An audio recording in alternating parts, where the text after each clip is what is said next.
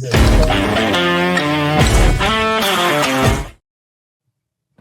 and welcome to another episode of the Love of the Star podcast on Monday, March 31st, the final day of the month of March before we barrel into draft month. Brian Broaddus just over now 3 weeks away from the start of the 2025 NFL draft. This is fantastic. I'm Eric Chiafalo of the G-Bag Nation. Brian Broaddus, the Super Bowl champion and draft expert. This is your time, Broaddus. This is a beautiful, beautiful situation. We have NFL owners meetings going on right now, and we are all eyes on draft day. How are you, man? I'm doing well, Eric. Thank you very much. Yeah, I'm down to really the last, say, 15 to 20 guys that I'm going to look at for this year's draft. The biggest fear you have is that Puka Nacua situation where you do 215 players, you do probably 30 wide receivers, and not one of them is named Puka Nacua. So, it's for the media scout. You can't get them all, but you'd sure like to have the guys that are making the rookie of the year things when you're looking at your draft. But you mentioned it. We've got the NFL owners meetings going on down at the Breakers. Stephen Jones down there talking about things with Micah Parsons in mind, maybe some other stuff going on as well with Bland and Ferguson. So this never stops. But yeah, we're into that month where there's going to be a lot of discussion though going in about this draft. No question. We have plenty of draft conversation to get to coming up here on today's episode. But I did kind of want to start there, Broaddus, in the world of the NFL owners meetings and hearing Stephen Jones talking about what the Cowboys are up to at the moment. And he didn't really like the idea of us talking about him and the Cowboys being late to the party when it comes to their big contracts. And that was one of the questions that was asked because, of course, Micah Parsons, we're still waiting that deal to get done. The numbers have just gone up and up and up, and now Micah's talking about being a $200 million man, and rightfully so. And the Joneses, one of the things that we've lamented over the last few years for sure is just how they wait on their big contracts. They've done it with Dak. They did it with CeeDee Lamb. Now they're doing it with Micah Parsons. And Stephen Jones kind of pushed back on the notion that they wait too long, despite the fact that he's also on record talking about how they waited too long on Dak in the past to get his deals done. So that was one of the things that people were kind of playing gotcha with Stephen Jones on. Like, man, you can't complain about the narrative about the way you guys wait on your big money contracts, because he's been on record in the past talking about how they've waited too long when it comes to signing Dak Prescott. He says a lot of it is just the negotiation itself. Some of them take longer than others, and we put zero credibility or credence into people saying that we wait too long. So that was one of the ones that Cowboys Twitter was having some fun with over the weekend. Yeah. Okay. The thing that this is the question then that I would have for Stephen Jones, and maybe this is a league-wide problem, is that, where is your ability to anticipate other contracts in the market then? Where we really didn't see what was.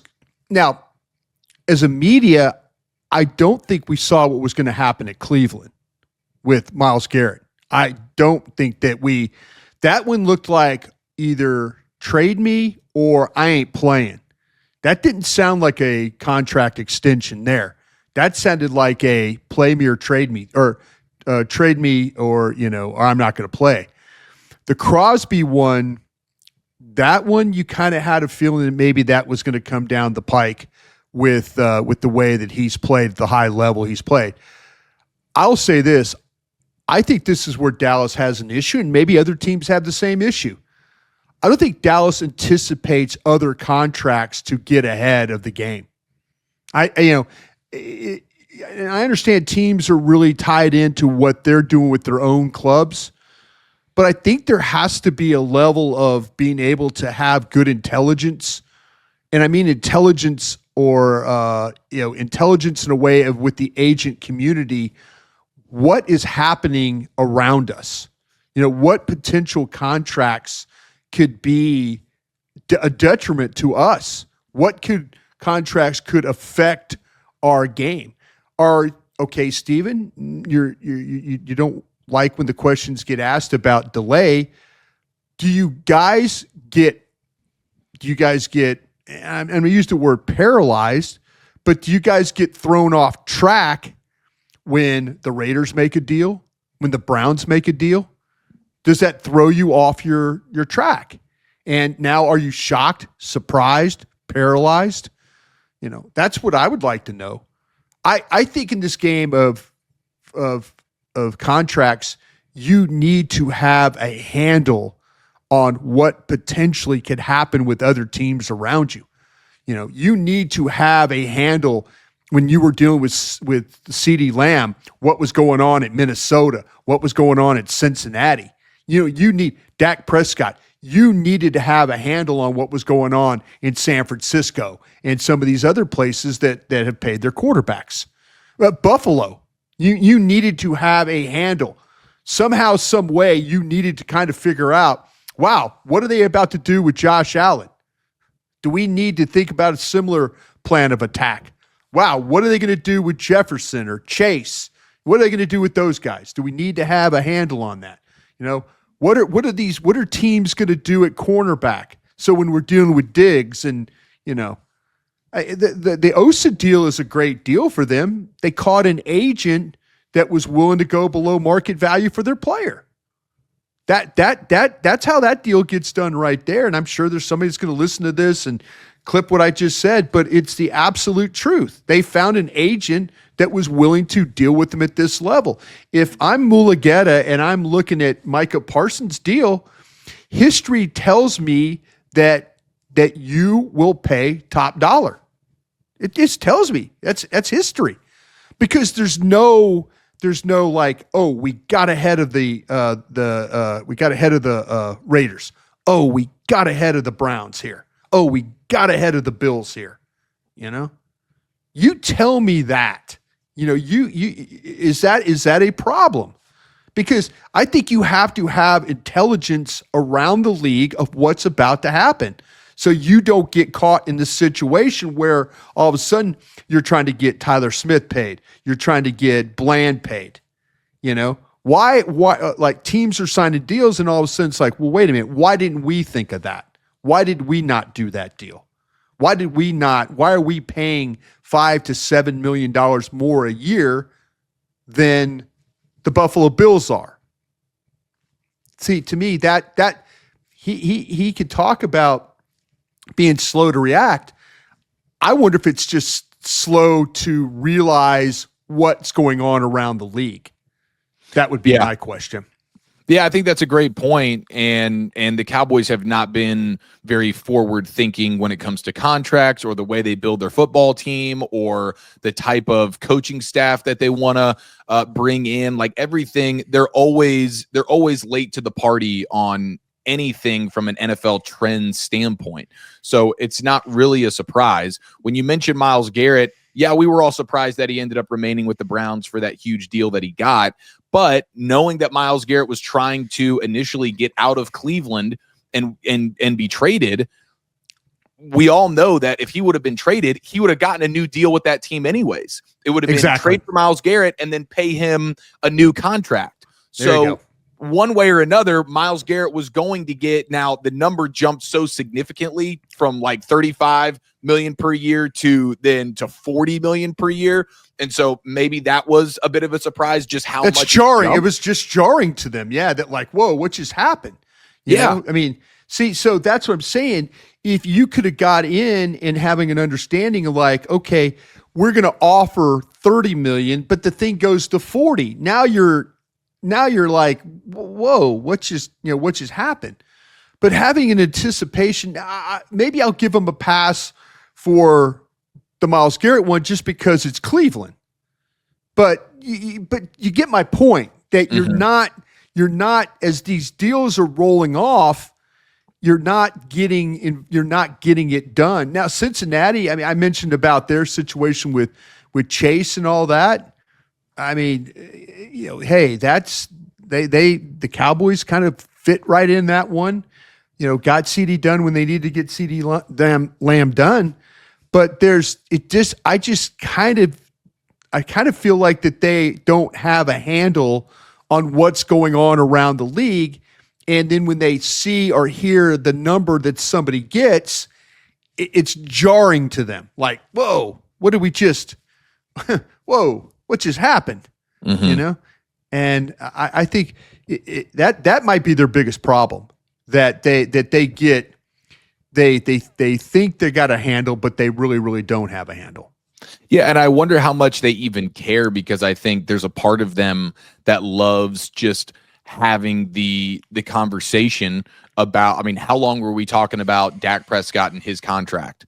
How long were we talking about CD Lamb and his contract? And now we're doing the same thing with Micah Parsons, and it allows them to stay in the headlines and stay in the offseason conversation when there's not always a ton going on, especially with the way they do free agency. There's not much to talk about from that standpoint, but we're talking all offseason, and we've done it with Dak, we've done it with CD Lamb, and now we're doing it with Micah.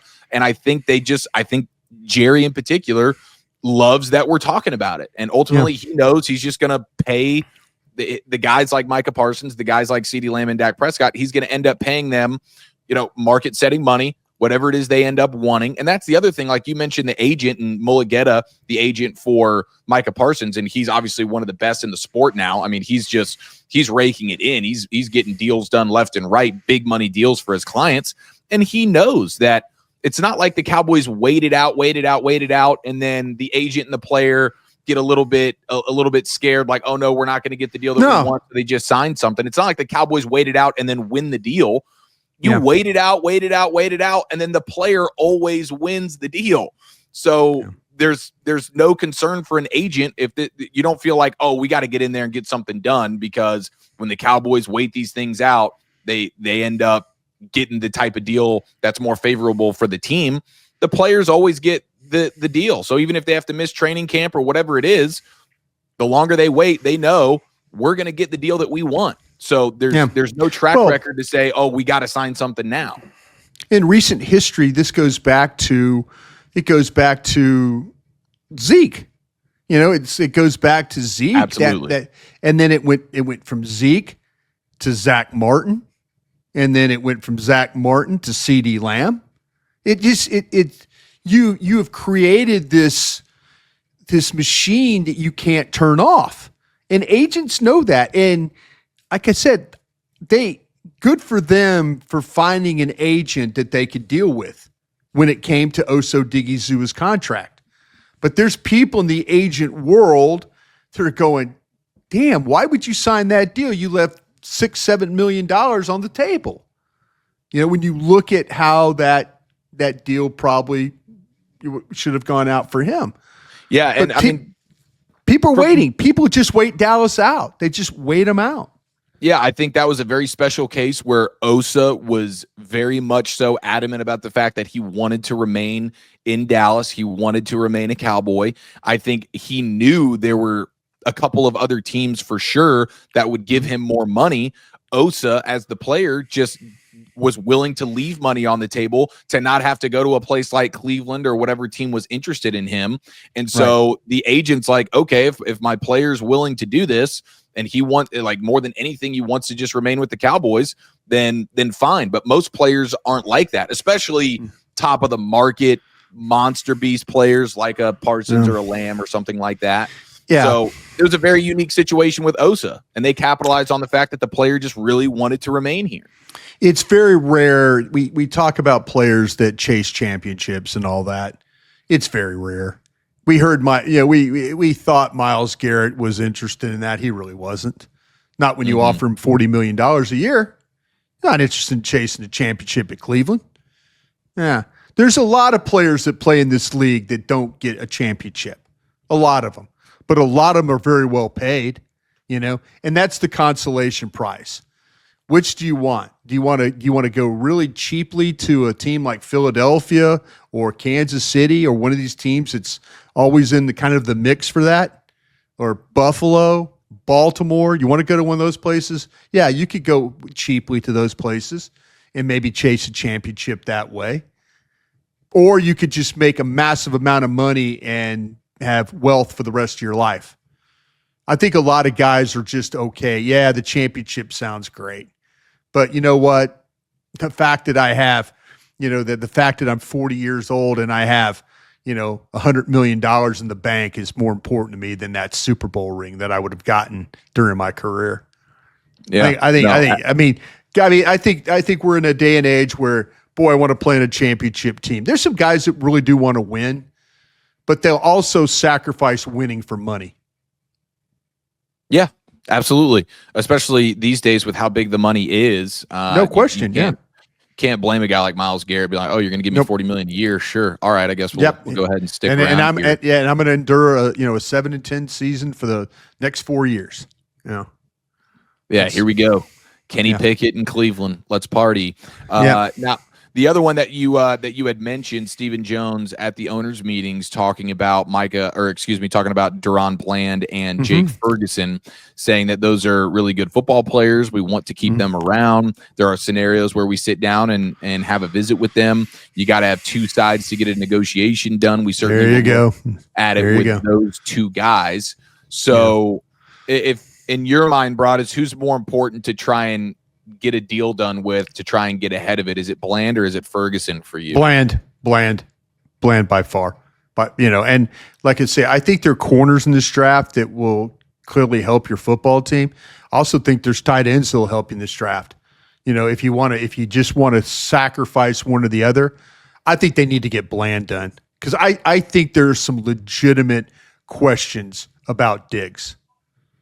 I think that if they had to do things over, and this is my opinion, not anything I've heard from the Cowboys, my opinion only, I think they would want a mulligan on the Diggs deal. I really do. Yeah. Oh, for sure. And so to me, that you got a guy who's hadn't played 75% of the snaps the last 2 years. That's big. That is a big thing. So to me, I would be on it about trying to get Bland done. The fact that he shows up, he's had his own share with the foot problem stuff, but he came back, really didn't miss a beat. But you're going to have to address the quarterback position in this draft maybe a couple of times. Carson, I wish Carson would have played better. His injury didn't help him. Missing camp didn't help him. Getting thrown in the deep end of the pool and not being able to swim really hurt him. But hopefully he bounces back. You're going to need him to play well. You're going to need probably some rookie corners to play well. But you're going to need to get Bland done for the future of this football team. More so than Diggs, in my opinion. Yeah, I agree with you. Duron Bland, outside of the foot injury that he had to deal with, I do think that Duron Bland is just a more consistent physical player, and I would love for the Cowboys to be able to keep him around. And he's not a guy that's made a lot of money. He wasn't a first round pick, no. So he just had the injury last season. Going into the season. So I think he understands now just the fragility of how quickly things can change for you in the NFL when it comes to the injuries and whatnot. So I feel like Duron Bland, now the cornerback money has gone up, so that makes it a challenge. Very. But I do think he's the type of guy, just guessing based on what we know about the money he's made and the injury, he's probably a guy that would be grateful to have some long-term security there. And maybe not have to reset the market or come super close to that. Now, the other thing Stephen Jones said, keeping the door open for adding more players before the draft, including via trade. He said, we've got several things we're looking at from a trade standpoint, but certainly not to the point where we have a deal yet. And he added that the backup quarterback is still an option in free agency. So, if you're thinking about a trade for the Cowboys right now, is it the backup quarterback stuff that you're Joe Milton there? Joe Milton, yeah. I think they're in on the Joe Milton stuff. Now, I think it's they haven't fully jumped into the pool, but I think they're taking their toe and dipping it in the water and seeing what the temperature is there. And I've got the feeling that the Patriots really don't want to trade Joe Milton, but and it might be because you have a general manager that's trying to make the coaching staff, a new coaching staff, happy. Coaching staff probably come in and said, "Oh, well, hey, listen, Joe really doesn't fit what we're doing." You got a general manager there that might not want to trade him. I'm hearing some whispers that you could probably have Joe Milton for a 5th-round pick. Dallas has got multiple 5th-round picks. That might be something that New England would be worth doing. So I think Dallas is dipping their toe in that pool. All right, you're listening to the Love of the Star podcast. Love of the Star is an Audacy podcast. You can find it on the Audacy app or wherever you get your podcasts. Now, Broadus, let's go ahead and talk some quarterbacks here. I know you've been studying the quarterbacks in this draft now over the last week or so. I did want to give a Dak health update, though, coming off the hamstring surgery. I've seen clips of him working out. I saw him throwing with Jalen Tolbert and stuff like that. Looks like he's moving pretty good. Haven't seen him just straight up run, but dropping back and throwing the ball, he's clearly able to do that right now. Stephen Jones said that Dak's doing great, very thrilled with where he is. He says that the trainers are thrilled as well, and he's doing a hell of a job. But he will have some limitations in the offseason program. So that's where things stand with Dak right now. There was obviously a garbage report out of Cleveland last week that Cleveland was in on trading for Dak Prescott, and the Cowboys and the Browns were close to that. That was absolutely that was the ultimate ball sack report right there. Shout out to that guy in Cleveland who certainly went viral for about 12 hours or so, but that's been shot down at every level. Dak not getting traded. Let's not forget that Dak has a no trade clause. I can't imagine that he would waive that no trade clause to go to Cleveland. And there's a bunch of other reasons why that just doesn't make any sense. But Dak seemingly doing well. Dak is going to be just dialed when it comes to the rehab and looks good, and doing whatever it takes to get himself back and healthy. So obviously that's going to be a huge talking point going into the season, Dak's health and where he stands now from a mobility standpoint. But good to see him dropping back, throwing the football, and seemingly on the right track at this point. Yeah, one of the benefits I have of working at the Star with the draft show and then also the Cowboys break, I get to do that Tuesday, Wednesday, Thursday, and it always seems like that I catch, as you're walking to the studio, you could look to your right and Dak Prescott's out there with Britt Brown. And he's not throwing the ball, but he's doing hops and jumps and mobility stuff, and there doesn't look like any limitations. Dak physically, he looks trim. He's always one of those guys that's going to come into camp in the best shape possible, and once again, he's done that. And so, just the 20 or so seconds that I get to see him, on the field, like I say, there's the mobility part of it looks good from my eye. And so I can see why that Britt Brown and Stephen Jones in the front office are encouraged by what they're seeing from Dak, because my untrained eye, but 13 years of watching players work out, guys moving around pretty well for somebody that tore his hamstring up pretty well. So quarterback evaluations for this NFL draft brought us the way I remember it from you. Cam Ward is your top quarterback. He is. Shador Sanders is your second quarterback. Jackson Dart's your third quarterback. You have Jalen Milroe. Is he your fourth? Right. Okay, so then where do you go with like the Tyler Shucks, the Quinn Ewers, Kyle McCord, and Dylan Gabriels of this draft? Yeah, and that's kind of that. Now, I'm sorry, the one I was looking at my board. It's Sanders, Dart, Howard from Ohio State in the third round there. So we didn't mention Howard.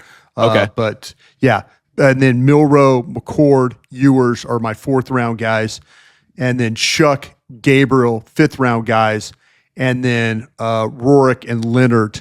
Rorick being from.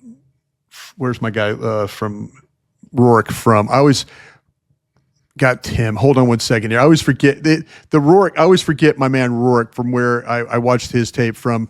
But it's weird because yeah, from Indiana. My bad. Gosh, that's terrible on my part. But yeah, I should have been able to save you there. I'm sorry. No, I couldn't save myself. I couldn't remember because I have Shuck at Louisville, and I'm thinking, okay, where did I have Rourke? But yeah, but that's him and Leonard. Leonard being from Notre Dame are right there, at down there. So I really do. I thought initially that I was going to like Dart more than Sanders. I couldn't get myself to do that, and I think there's some things with Dart that are really, really, really good with him. I just think that if you look at with Sanders, I just think he's a better player. Now, the thing that the questions I have about Sanders is, I kind of feel like Sanders needs to maybe slim down a little bit. I went back and watched Jackson State tape of him. I felt like he moved better mobility when he was a smaller guy. I think he's probably, anywhere between 10 and 13 pounds right now overweight from where he probably needs to be. Maybe his conditioning is that way because he moves around well enough, but he moved around better when he was at Jackson State. And I know people will say, oh, well, Brian, that's different competition and he didn't have to do that. No, he had to move around in Jackson State, But this guy, when you talk about Sanders, he's poised, he's savvy, he's confident. He's just not the fastest moving athlete, but he moves well enough. He kind of throws with his feet off balance, which is amazing. Cam Ward at Miami, they do the same thing. They'll make some incredible throws, moving to their left with their feet off balance, and he has a feel for how to get his hips open and shoulder square to the target. I really, really do like him, and I like that about him. When you start to compare him with Jackson Dart, Dart's a little bit more of that throw from the pocket. He plays entirely though from the shotgun. It's all play action stuff. He likes to throw in a rhythm. He likes to play in the middle of the pocket, as I mentioned. He does a great job of putting the ball where it needs to be. I think he really understands coverage and feel for how to attack it, and he can make some very decisive throws. But he's kind of a natural athlete. He's not the athlete that Sanders is. He'll move around to buy himself time or scramble when necessary, but he's a much better quarterback when he can play in tempo. And he's improved every year he's been at Ole Miss, but I go with Sanders and then Dart on that one. Like the guy that I really, really do like, Eric, and I don't know if Dallas would even consider me. If Dallas had an extra pick, it might take that extra 3 if you can get it, or the extra 4 if you can get it, or the 4 that they could pick up, would be Will Howard at 6'4", 236 at Ohio State. And, people say this guy, he's got all these playmakers around him, but somebody's got to get these playmakers the ball. And he knows where he wants to go with the ball, and he has a feel for how to read things pre-snap and then execute the play. His accuracy in the playoff games and the championship games was better than it was at Michigan. Now, you could go back with the Michigan game and Wink Martindale. Wink Martindale, I saw 2 tapes of 2 different guys. He really got after Howard pretty good in that Michigan game. So that's a pro defensive coordinator, working. He did a real good job against Will Howard.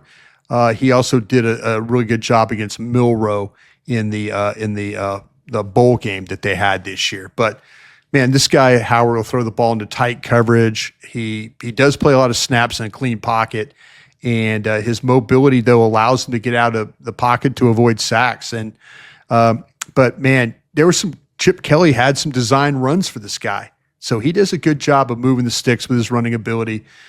Around the goal line, he has a knack for scoring. He's just not afraid to stand in the pocket either and deliver the ball. So I really did like him. I had him as a 3rd round guy, and then you kind of get into. Those guys that are the 4th round guys. I like Milroe better because I think with Milroe there is, and you guys always tell me about the floor and the ceiling stuff. I think the ceiling with this guy is really super high. He's one of the most explosive athletes that I've scouted this season. He could be a really, really difficult guy to stop once he gets going. He's powerfully built. He's more like a running back than a quarterback, but there's several snaps where he appeared trapped, but he was able to find his way out of trouble. He's got brilliant starts to games like the Georgia, and then I mentioned the Michigan game was a little bit of a problem. But he's got an NFL arm, and like Ward and Sanders, he's going to need some footwork work. It does affect his delivery when his footwork's off. But man, he could get through his reads when he has the time. And there's some snaps where you see him throw some really good deep ball, and he had a couple of receivers that would go get it. So when he wants to get rid of the ball, he can do it. I just like the upside of Jalen Milroe. I would consider him absolutely in the 4th round. I think there's some people in this draft that consider him maybe a 2nd or 3rd round guy. So you would probably have to go earlier than they want to go to draft him. But man, he's an exceptional player, and if you could figure out a way, much like with Allen at Buffalo, you get him to be more consistent throwing the ball, you might have somebody special here. I love that. Yeah, I mean his running ability is ridiculous. He's built just to perfection. He's absolutely jacked. He's a monster. The speed is ridiculous. He's elusive, and he's got the cannon arm. So obviously you got to harness the accuracy stuff and things like that. But yeah, I think there's certainly some great upside there. The running ability and the arm strength, those are elite traits. And what can you do with the other stuff to get him to be a down in, down out starting quarterback? I think that would be, that's a guy that I would certainly be wanting to take a flyer on. But yeah, like you said, with having the elite trait with the arm strength and the mobility, he's probably going to be picked, I would guess, in the 2nd round. Yeah, I think so too. Yeah, I think so too. We'll see. I know that that the Steelers have kind of visited some quarterbacks. There's some thought that maybe the Giants would wait and take their quarterback at the top of the 2nd round. So that, we could see the Giants, could they draft Hunter and then turn around the top of the 2nd round and draft Milroe? Always a possibility. If we're talking realistic for the Cowboys and we're kind of looking at some of those 5th round picks that they have as being the likely spot where they would want to pull the trigger, if you're talking about 5th round realistic for the Cowboys, who would be the guy you would most want them to go get in round 5 at the quarterback spot? Well, like I said, these quarterbacks, I probably have them around later than they should be picked. I think that McCord would be an interesting one to look at. Now, like I say, that could be around 3-4. Ewers could be 3-4. I don't think that they would look. I'm not sure that Dylan Gabriel really fits their eye just because of him being a 5'11" guy, but he's super, super, super accurate. There's people Shuck. They've talked about him a lot earlier than where I have him. The problem that I have with Shuck, Eric, and this is just me, and maybe it's something I need to get over, but I really can't. The multiple transfer thing doesn't bother me. Oregon, Texas Tech, Louisville. Played college football for 7 seasons. He's got multiple injuries. That's the thing that bothers me. He has broken his collarbone twice. In 21 and 22. He broke his fibula in 23. He'll be 26 years old in September. So to me, older quarterbacks that are kind of battle tested, that's cool, but this guy has a significant injury history, and you worry about him throwing the football. And there are times where he reminded me of Eli Manning in this way late in Eli Manning's career. He flinches when he throws the ball. He goes back, and if he feels pressure, he will throw and duck. Eli Manning did the very same thing. The more hits he took, and maybe it's a way of protecting himself and protecting the collarbone that he's dealt with. But you clearly see him drop back and then kind of collapse in the pocket. And he will throw the ball into a crowd for no reason. And he's not the most mobile guy when it comes to that, the escapability. And he just doesn't win in enough of those situations. So I know that people have him. I've talked to some teams that really, really like this guy. But to me, the age, the injury history, and he's a little bit of gun shy when it comes to standing in there and making a throw, and it might be because of the collarbones that he's lost 2 seasons because of. So I would have some concerns taking a guy like that, but teams got him a lot higher. I say if you get a chance, the Gabriel one just too short. I mean, this might not be the best class. I think Riley Leonard at at Notre Dame, I think he's kind of a poor man's Tim Tebow, if you want to say, like a guy that's really not super accurate. I know people at Duke are telling me, like, no, go watch the Duke games. People at Notre Dame telling me we were surprised how poorly he threw the ball, you know? And so, you know, but there's fans that are saying, go watch the Duke film. He did this before the injury. And I'm like, well, okay, I'm watching the Notre Dame film. And he got Notre Dame to the national championship game because A, he can run. B, he's tough as F when it comes to running. You know, he just doesn't throw the ball well. And like I say, you talk to people at Notre Dame and they were surprised how poorly he threw the ball. And so that's, you know, that's something. But you could say this, Mississippi State, when Dak Prescott was drafted in 2016, Dan Mullen and others would say, man, this guy is kind of not a good practice player, doesn't throw the ball great. But you watch Dak run and be physical and do all those things. You know, Riley Leonard, he did a nice job at Notre Dame to get him in that championship game.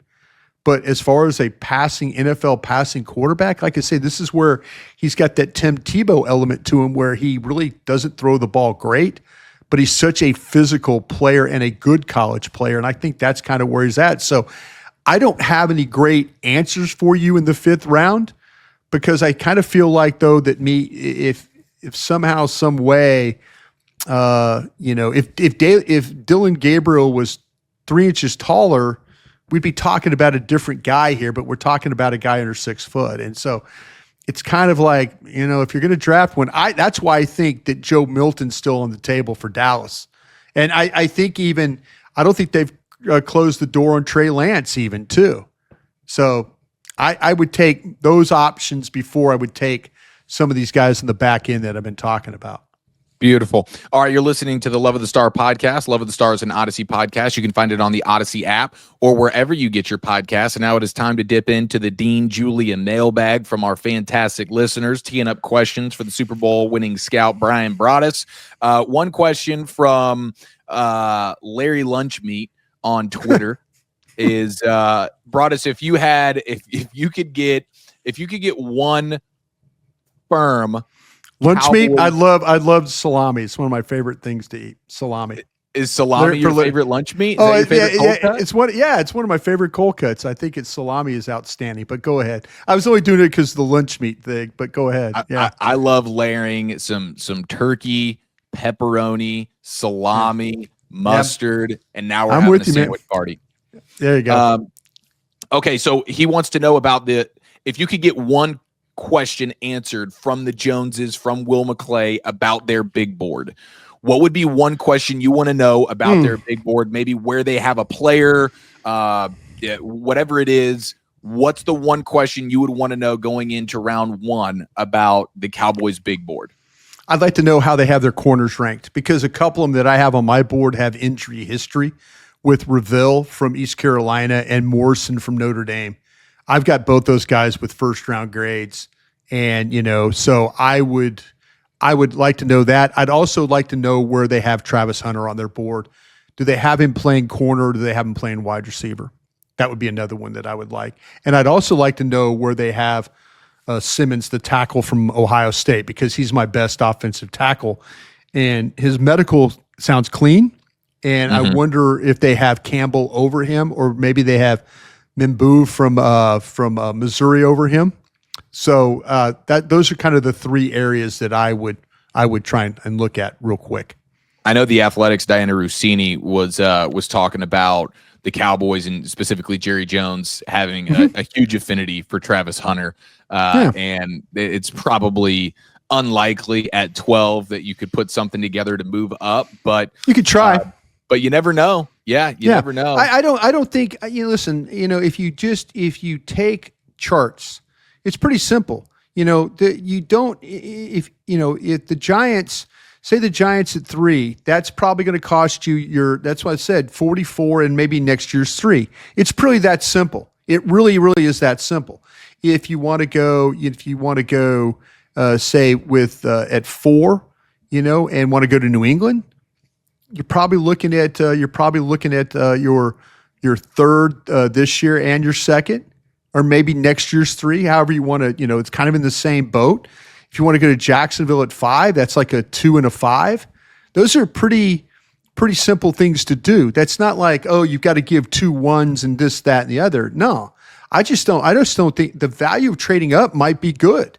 Teams might be so desperate to bail out of spots, and I know for a fact the Giants are interested at 3 moving back. New England's interested at 4 moving back. If you want to go, if you told me I could give up a 2 this year and a 3 next year to go get Travis Hunter, I would absolutely entertain that. Yeah, you and me both, Broadus. You and me both. All right, we have Weak Sizzle. C-Dub checking in, wanted to know about the corner spot. If the Cowboys don't go corner in the first 3 rounds of the draft, and then you have the drought in the 4th round with no pick, are they just going to be sort of out of luck there when it comes to getting a guy that could step in and realistically play legitimate snaps for you this year? Yeah, I think right now, because like I say, I've got some quality now. It depends on what you think about Muhammad from Oregon. He's a little bit of a shorter guy. Dotson and Bryant from Kansas are guys having a 4th. Could they be guys that slide? Alexander from LSU. I've got all those guys right now kind of in the 4th round. So yeah, I think it's imperative if you're Dallas that you have to address corner no later than the 3rd round. I could see somebody, the 1st round corner. That's why when we let off this segment or this conversation about it, I wanted to know where Ravel, Barron, Morrison, where those guys are, what they really think about Will Johnson, because to me, they might have to look at one of those guys, but I surely wouldn't go past at the 3rd round pick in order to wait on my guy. I just wouldn't do it. Our buddy DW Shopping wanting to know, Broadus, do you see a fit for the OU linebacker Danny Stutsman? Stutsman, yeah. Stutsman for the Cowboys. Yeah, I mean, there's a group of linebackers that are kind of in that mode of in the 4th round. King from Penn State and Paul Knight from South Carolina, Stutzman from Oklahoma, Simon from Ohio State, Dumas Johnson from Kentucky. These are all kind of throwback linebackers that have got size. Bill Parcells would have loved all these guys. Active linebackers, downhill linebackers, physical linebackers, good tackling linebackers. Maybe not the best cover guys, but when you watch the way that all these guys play, they're all kind of together there, and pick your guy. Like I said, Paul, Knight, Stutzman, Simon. They all physically kind of look the same as those big, boxy kind of linebackers, but he fits into that mode of his ability to play downhill and be physical. I have him in the 4th round myself, even though, like I say, Dallas does not have a 4th, but somehow, some way, if you had a 4th, he would be in that group of guys for me. Okay, continuing here in the Dean Julia mailbag on the Love of the Star podcast, DVaded25 on Twitter is working himself up to being nauseated at the thought of Mykel Williams or Will Johnson at pick 12 for the Cowboys. Don't do that. Don't do that. Don't do that. Don't get mad about this. If you're listening to me and others about those guys, listen, I'm not always right. I'm just trying to say this. I have others better than them. I mentioned guys like, at the corner spot for Will Johnson. I would love in the middle of the month for Will Johnson to run a 40-yard dash. That just to have a time, just to have a time on him.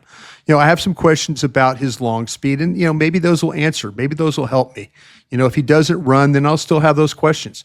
but I have other players better than him. I have other players. I have Mike Green for Michael Williams. I have Mike Green as a better edge because of the pass rushing stuff. So don't get nauseated about those guys. I mean, those are quality players. But me, if you're listening to me, which is cool, and thank you so much for doing that and trusting me, thank you so much for doing that. But my questions is I have others ahead I think that Mike Green is going to be a hell of a pass rusher, for somebody who selects him. Could Michael Williams be the same type of guy? Man, they don't draw them up better looking than Michael Williams, and they don't draw them up better looking than Will Johnson. I just have questions about the both, and it's the old floor and ceiling thing. It's the floor, and so. But don't get worked up about that because they'll have a plan for those guys, and hopefully it works out. Me personally, I just have others that I like better. That's my only problems with those guys. We have a couple of running back questions from OGD Wade and from our buddy Mike Fetty. Like if they gamble and pass on running backs in the first 2 rounds, you get to round 3. Who would be your ideal selection in round 3 at the running back position? Because now you've missed out on Genty, Hampton, Johnson, Henderson.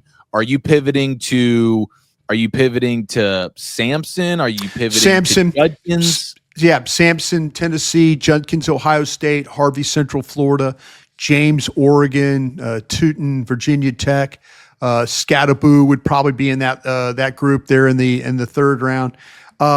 Man, you could carry this thing even deeper than that if you want to go into the 4th. ATN from Georgia, Neal from Kansas, Gordon from Oklahoma State, Giddings from Kansas State, Brooks from Texas Tech, Martinez from Miami, Smith SMU, Blue Texas. I mean, you could carry this thing pretty deep if you want to. And I challenge anybody to get the order right because I think everybody in the NFL on their stack is going to have them differently than the names I just read. Some might like Judkins and Harvey more. James, they might like more. They might like Scattaboo better than Sampson.